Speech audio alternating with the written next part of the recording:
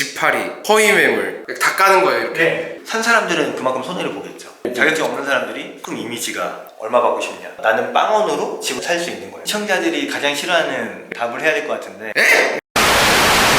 네, 자기소개 좀 부탁드리겠습니다. 네, 안녕하세요. 저는 아토 부동산 중개법인의 대표 공인중개사고요. 현재 상가를 주로 중개하고 있고, 저는 상가를 찾아주는 남자로 상남자 중개사로도 활동을 하고 있습니다. 상가를 뭐요? 상가를 찾아주는 남자. 그래서 상남자시라고요? 상남자 중개사고, 이제 이미지가 딱 상남자, 그리고 하시는 일이 상가 소개시켜주는 남자. 네, 맞습니다. 오, 재밌네요. 공인중개사라고 하셨잖아요. 네. 보통 어떤 일을 하시나요? 일단 공인중개사라고 하시면 대부분은 뭐 아파트 이 중개, 그리고 아니면 원룸, 투룸 이 월세 중개를 하는 걸로 대부분 알고 계시는데, 저는 좀 특이하게 상가와 사무실을 거의 주력으로 하고 있고요.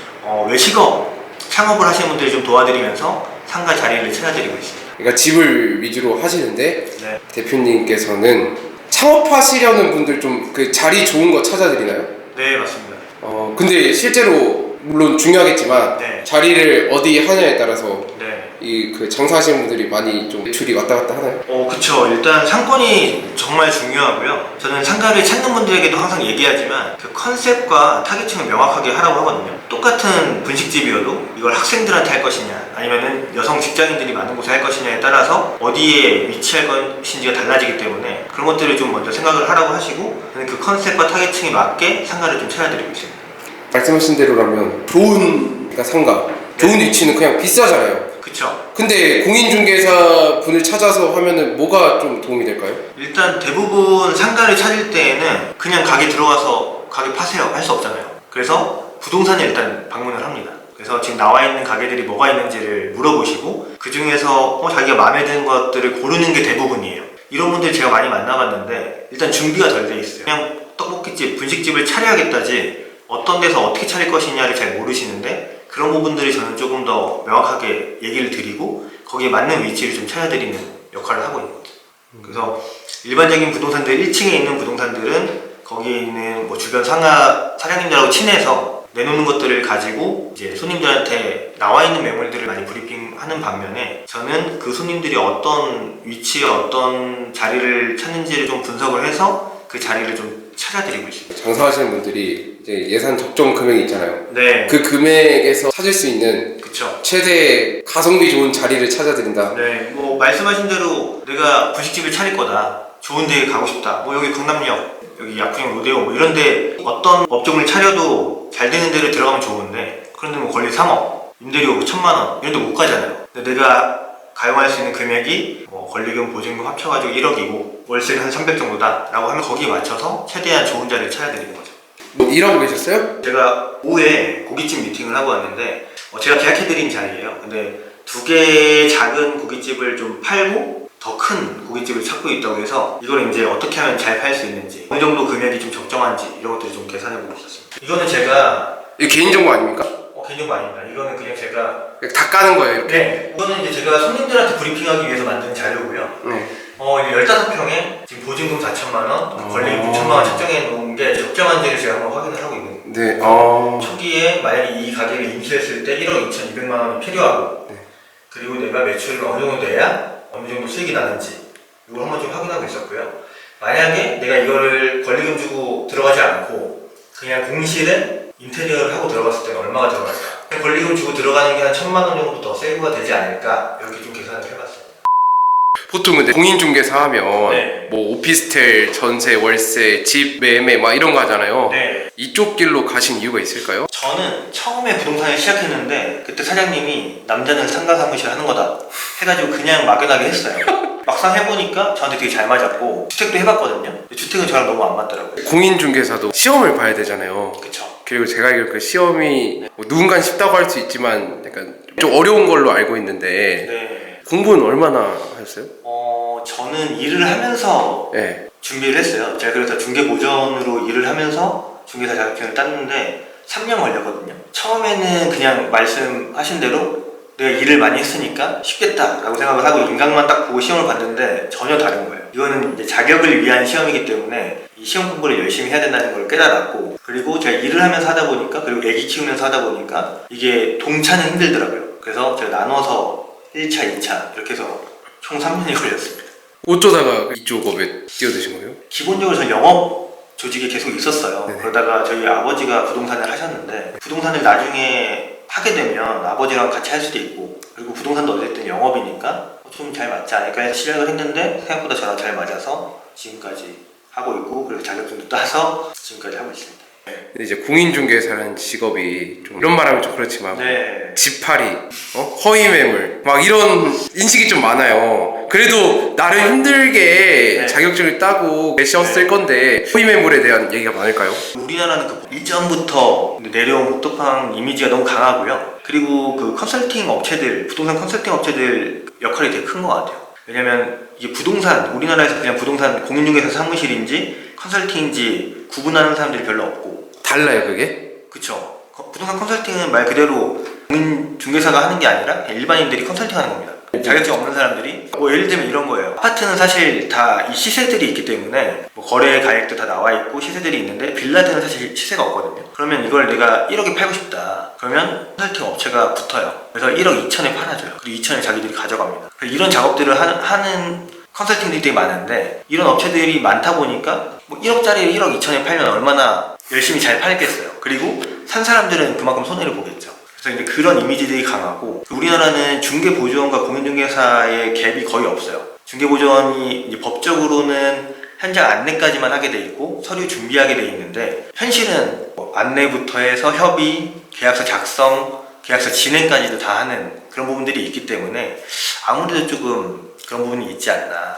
좀 전문직이라고 하기에는 부동산이 아직까지 우리나라는 좀 자영업에 더 가깝다고 저는 생각을 해서 조금 이미지가 그렇게 되지 않았나. 변해가야 되는 부분이라고 좀 생각하고 있어요. 일반인들이 뭐 부동산 컨설팅 한다거나 네. 그러니까 중개 보조인들이 그러니까 진짜 공인중개사의 그 이미지를 다 망쳤다. 뭐 모든 사람들이 다 그러진 않겠지만 그런 영향들이 좀 컸던 것 같고 실질적으로 공인중개사라고 해도 이걸 좀 뭐 전문적으로 하시는 분들보다는 이제 자격증은 있지만 돈을 위해서 열심히 일을 하시는 분들도 계시고 그냥 저도 처음에 부동산 시작할 때는 매물이랑 사람이랑 연결해서 팔아주는 거라고 생각을 했는데 현실이 사실 그건 아니더라고요. 그래서 협의도 많이 해야 되고 중간에서 말 그대로 이제 중개 역할을 잘 해야 되는 부분들이 있는 이런 부분에서 아무래도 중개 역할보다는 조금 돈을 위한 행동들을 많이 해서 이미지가 더 그렇지 않을까 그렇게 좀 생각하고 있습니다. 부동산 하면 지금 관심이 전세 사기 얘기가 너무 많아요. 사실 다 주변에 당한 사람도 네네. 많고. 근데 그게 진짜 뭐 공인중개사분이랑 집주인이랑 같이 짜고 치고 이게 집 살려는 사람 하는 건지 네. 이게 전세 사기가 왜 이렇게 이게 지금 많이 활발하게 하고 있죠? 제가 앞에서 말씀드린 대로 네. 일단 주 원인은 컨설팅 업체가 엄청나게 영향을 많이 끼친 것 같아요. 왜냐하면 전세 사기의 대부분은 빌라나 오피스텔에서 많이 일어나는데 그 빌라나 오피스텔 같은 경우에는 거래가 많이 없고 이게 정해진 시세가 거의 없다 보니까 컨설팅 업체에서 이렇게 집주인한테 연락을 해요. 지금 당장 집 팔아주겠다. 얼마 받고 싶냐?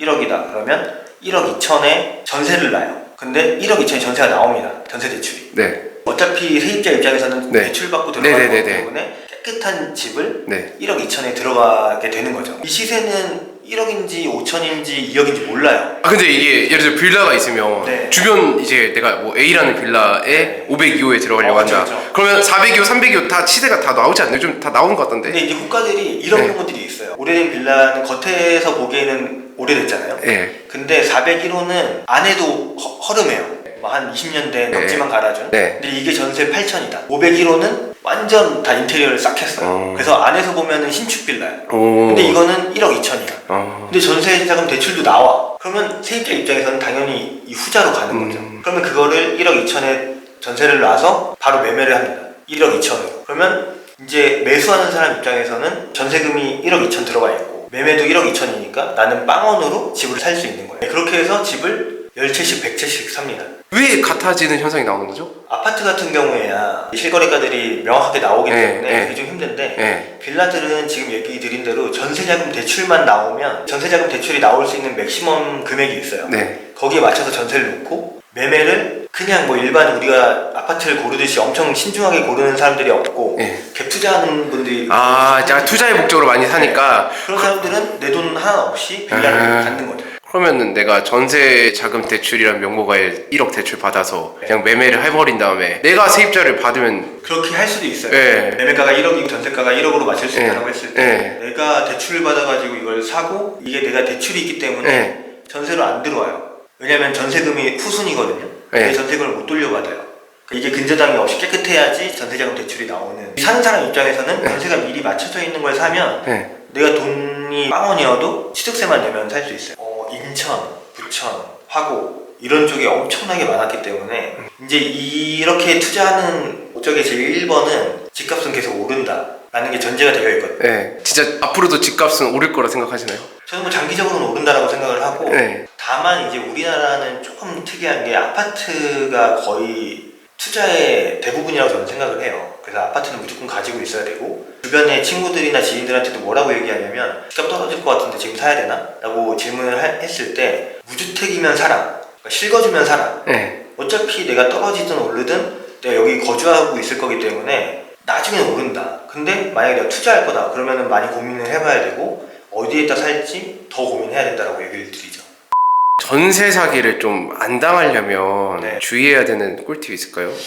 일단 저는 무조건 허그 그 보증보험에 들어가라고 해요. 보증보험이 있어요. 네, 허그 안심전세를 받으면 그걸 받으면은 무조건 그 보증보험에 가입이 돼요. 네. 그러니까 보증보험 가입이 안 되는 조건의 전세 뭐 집이다 라고 하면은 그 대출 자체가 안 나오거든요. 근데 저는 무조건 그걸 가입을 하라고 하고 전세를 들어갈 수 있는 집들이 좁아집니다. 공시지가 대비 뭐 몇 프로의 전세금이 몇 프로가 들어와야 네. 그걸 해주기 때문에 네. 구할 수 있는 집들이 많지 않아요. 그래도 저는 무조건 그렇게라도 들어가라고 얘기를 드려요. 그렇지 않으면은 사실 이 전세 사기라는 거는 그냥 한 끗 차이인데 임대인이 처음부터 내가 돈을 줄 목적이 없었다. 네. 나는 애초에 너한테 줄 계획이 없어. 네. 면 사기고 네. 나는 다 돌려주려고 했는데 네. 집값이 떨어지면서 돈이 없어져서 못 돌려준 거야 네. 라고 하면 전세 사기가 아닙니다. 근데 그거를 네. 그 사람 속마음을 누가 알아요? 그래서 그거를 세입자가 잘 자료를 취합해서 네. 증빙을 해야 돼요. 아. 그렇기 때문에 전세 사기를 잡기가 되게 어렵지만 네. 어쨌든 중요한 건 내가 이 보증금을 돌려받을 수 있느냐 없느냐가 네, 제일 네, 그쵸. 중요하잖아요. 그러니까 그거를 못 돌려받기 때문에 사기당했다는 거잖아요. 그쵸. 그래서 뭐 아무리 근저당이 아무것도 없고 여기가 뭐 공시지가 뭐 시세의 70%라고 해봤자 네. 새로운 세입자를 구하지 못하면 못 돌려주는 임대인들이 엄청 많아요. 상권이 좋아야 되고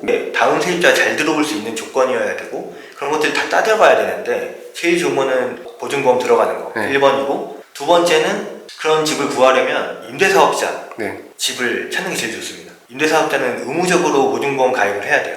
그리고 이 계약 기간이 끝나고 새로운 세입자를 받더라도 5% 초과로 임대료를 올릴 수가 없어요. 그렇기 때문에 주변 시세보다 훨씬 싸요. 그래서 부동산에 가셔가지고 네. 임대사업자 매물 보여주세요라고 하면 네. 그래도 안심하고 좀 들어갈 수 있는. 그냥 솔직히 말해서 돈을 잘 버실 것 같은데 공인중개사 네. 돈 잘 버나요?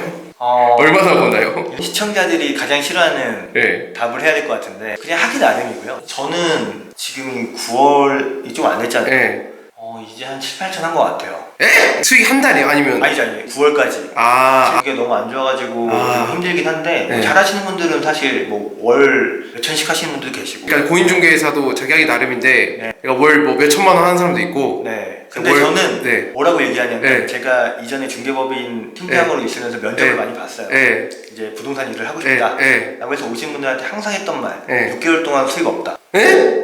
6개월 동안 수입이 없을 수 있다. 아니 뭐 최저직 이런 것도 없어요? 네. 거의 다 대부분의 부동산들은 네. 인센티브 제도이기 때문에 아. 어떤 곳은 식사비를 주는 곳도 있고 네. 어떤 곳은 뭐 기본급으로 50만 원, 100만 원, 150만 원 주는 데도 있는데 네. 그만큼 이제 인센 비율이 적어져요. 근데 부동산을 하시는 분들이 대부분 월급 받으려고 하는 건 아니고 거의 사업자로서 소득을 많이 벌기 위해서 오시는 분들이기 때문에 그런 것보다는 이제 인센티브를 많이 선택을 하시는데 네. 일단 부동산을 하게 되면 네. 우리가 팔 수 있는 매물이 있어야 되잖아요. 네. 그럼 매물 확보하는 시간 그리고 그 매물 확보해서 광고하고 손님이랑 미팅하는 시간 네. 그리고 미팅에서 계약을 만약에 썼다? 네. 그러면 계약서 쓰는 날 많이 못 받거든요. 대부분은 잔금하는 날 받아요. 네. 그런 기간이 3개월에서 6개월 정도 걸릴 수 있다.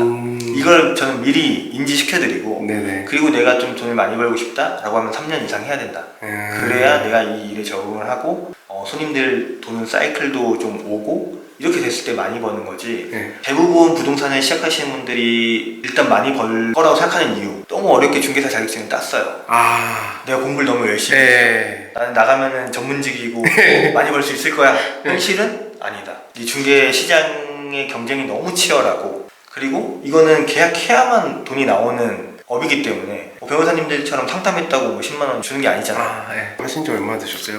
제가 2018년부터 시작을 했어요. 그래서 지금 상가만 7년 차인데 그럼 몇백 개 정도를 거래하신 거예요? 계약은 3,400개 한 것 같고 상담은 한 3,000번 이상 한 것 같아요. 상가를 구하시면서 창업을 하시면서 계획 없이 아무것도 모르는 채로 하시는 분들이 너무 많아서, 그래서 제가 유튜브 시작해서 이것도 좀 알려드리고도 있어요.